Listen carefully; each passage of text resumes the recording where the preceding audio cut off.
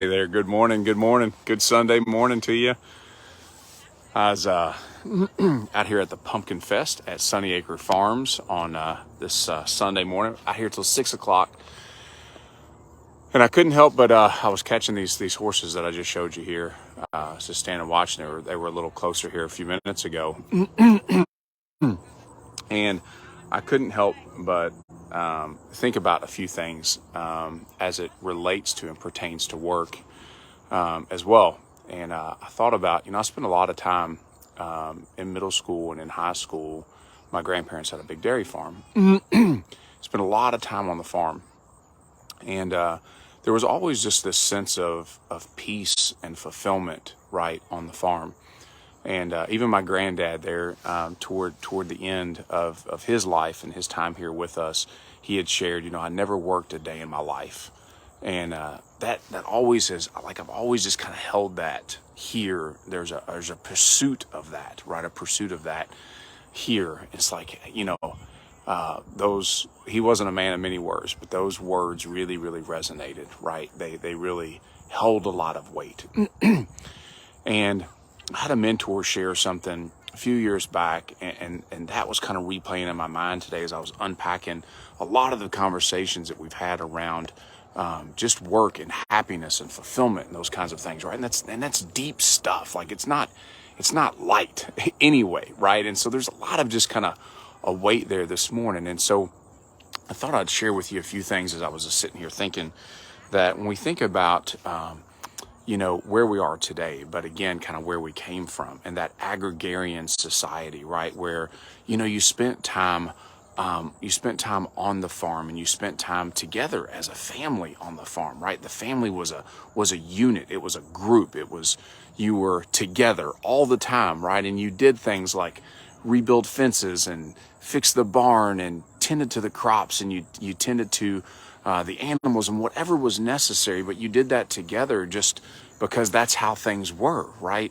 And then historically, if we move from that kind of agrarian society into more of a industrial type age in society, right, where the 30s and the 40s and war hit, and it was necessary for things to change, right? It kind of shifted and prompted us as a society, as a people, into a very different way of living. And we were dealing with a lot of war. We were dealing with a lot of hardship financially and the stock market, a lot of things that you might even see today. And we think about that time and how it kind of shifted what was necessary. And then all of these, at that time, nothing against men and women, not a sexist comment, but I will say that, back then, World War I, World War II, they were predominantly men, went off to war, right?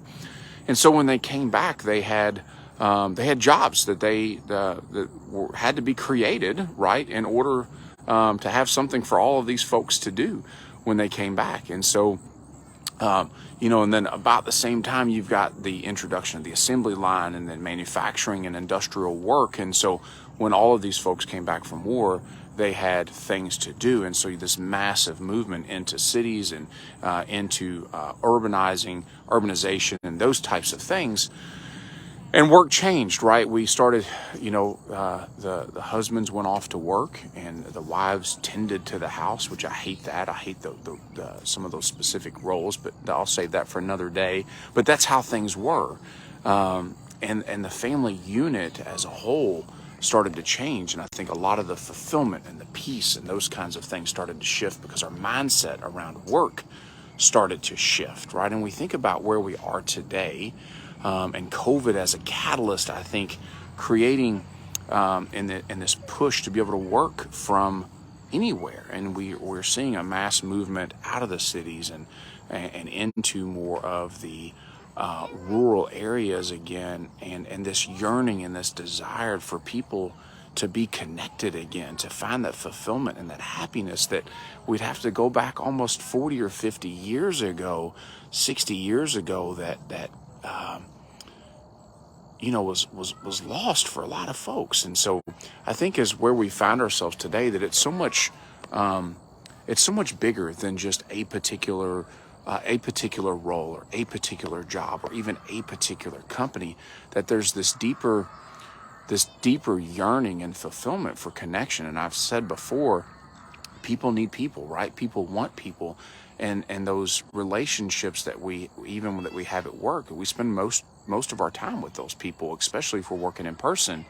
And we desire to have those deeper relationships and that sense of fulfillment. And we've looked to work to answer that for us, as opposed to recognizing or maybe even thinking about or reconsidering, what did it look like? What did it look like before World War One, before World War Two, right? And how were families structured? How was work structured? There was a whole lot of what was needed, right? Things were just necessary in order to live. But we got to do a whole lot of what we wanted as well.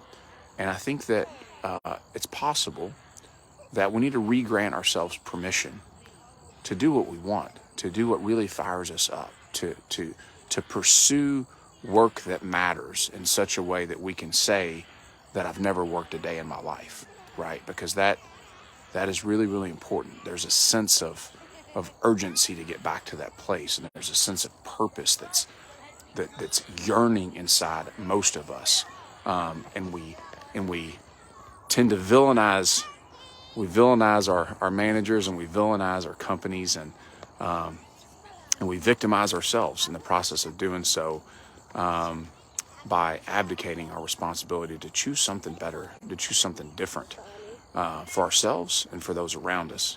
And just some thoughts today. I think that probably one of the biggest gifts, I mentioned journaling, and that really gave the gift to think again about some things, to think differently, to challenge some of those thoughts, and to think about how in the hell did we get here, right? Maps are important. They help us figure out where we're going. They help us see where we've been, and sometimes they show us where we are. So anyway, some light thinking for you on a Sunday morning.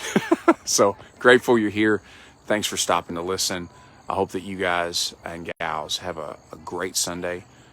Give some thought to thinking a little differently going into this week and tomorrow, and know that you've got permission and the power to choose whatever the hell you want, right?